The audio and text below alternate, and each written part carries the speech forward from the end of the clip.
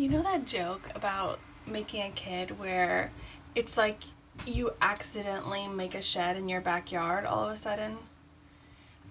I've made a lot of sheds in my backyard.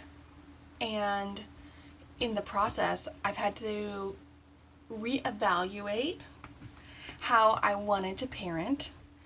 I grew up in a large family, and most of my brothers and sisters hated me because I was a tyrant. You're welcome. You could imagine if any of y'all Enneagram 8 people out there are watching how you got to where you are. I got to where I am being a powerful person because that's what I needed to do. That's the way I showed up in the world, and that's the way I could carry through the world.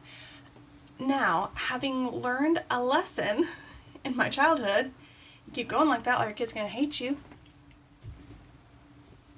I decided to take a more holistic, wholehearted approach and now have become an exceptional parent. Exceptional. And I really would like to share with you how. You're going to be an exceptional parent. Probably you're not an exceptional parent. What are you going to do? You got people! You made them. And I really would love for you to do like a great job with them. First thing, before you're doing anything else, I want you to honor them above yourself. Little tiny people, I want you to honor them above yourself. The Bible is full of verses about one another. Encourage one another, blah, blah, blah, one another. Do all those things for your people. All of them. If you're not doing all of them, do it. If you're an Enneagram 8 parent, you're walking around the world being a ruler. You just walk in the room and it's the way it is. It's what you get to carry around in the world. And you were given these delegates from a different country who are cray-cray and oftentimes destroy things, and they come in and make a mess.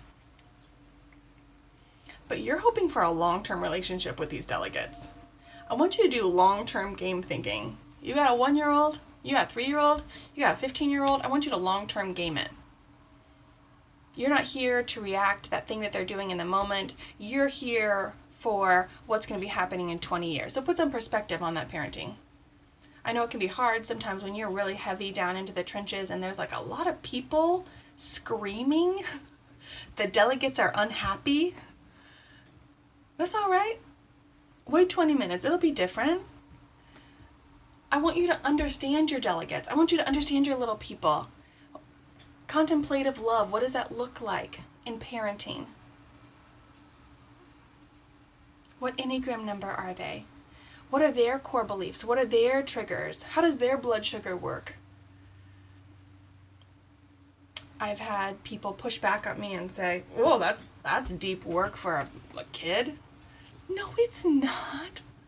Where do you think you got messed up? In your childhood? Okay, so if you as a parent are probably the person that's causing your small people to need therapy later, or at least in part, allowing things to happen, not advocating when things are happening, blah, blah, blah. Deal with it. Acknowledge it. Be open to it. See what's really going on and let that be like a baseline. That's not special. That's just the way it is. Your agenda, your to-do list, your preferences, your Enneagram type is second to your children.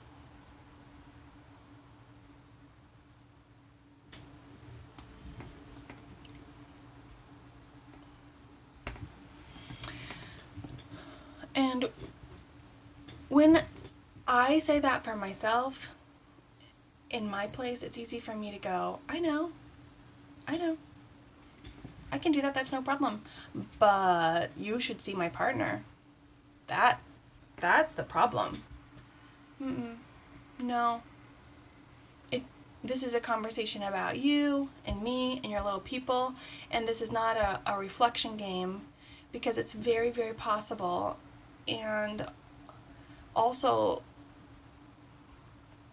maybe even likely, that the person you're with is not as excited about this video as you are, is not doing their best to learn how to love exceptionally well the people they've been given. That's okay. Let it be on you. When you are loving other people well, the children that you've been given, and there's a verse that says laying down your life,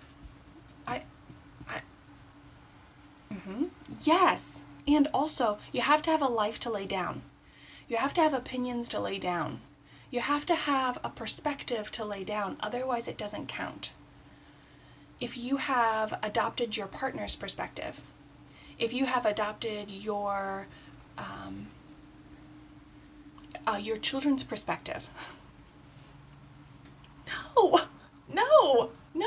There's this idea of mother culture, father culture, the idea of building up your own culture.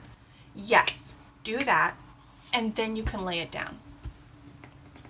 People, make the time to be a person yourself. Otherwise, you're going to be a terrible parent. Gentleness. Hi, Enneagram 8s. Gentleness. Slow way down. When I became a parent, I had to almost go to an off setting. That means practically walk slower, eat slower, being present in the moment to be able to revel, to be able to honor childhood. This is going to be a new paradigm for you. If you're an Enneagram 8 and you're showing up here, your childhood was not honored. So this is you creating a culture that you have not seen. Thank you. Thank you. That presence allows you to really see the people and do the work that I've already talked about.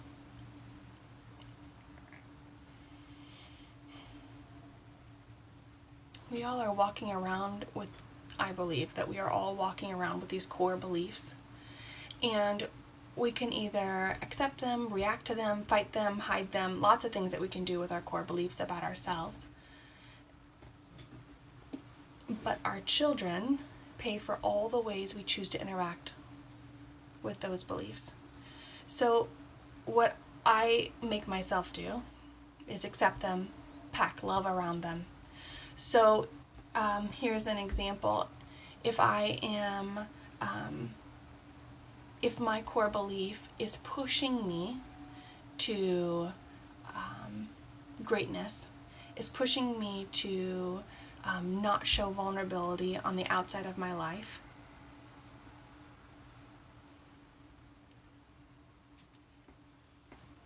that can cause a lot of pressure on my little people. Hi, we're going to need to paint the house this summer. It needs it. Also, the doctor just put you on bed rest, so you think maybe you can paint a little bit? Who does that? Enneagram 8 mom. Hi.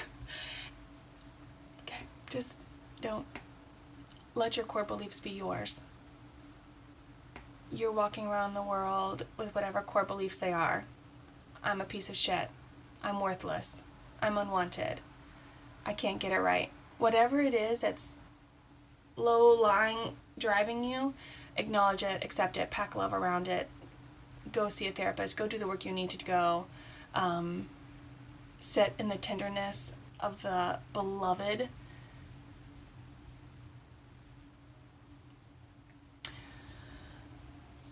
Play, fun, present, not controlling.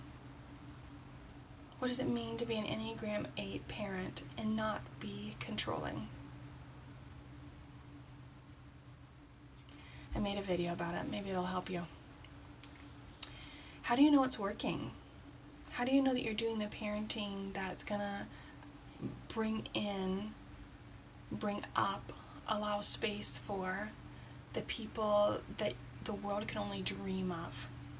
What I'm looking for in my children is wholeness, a walking in strength and dignity, and vulnerability.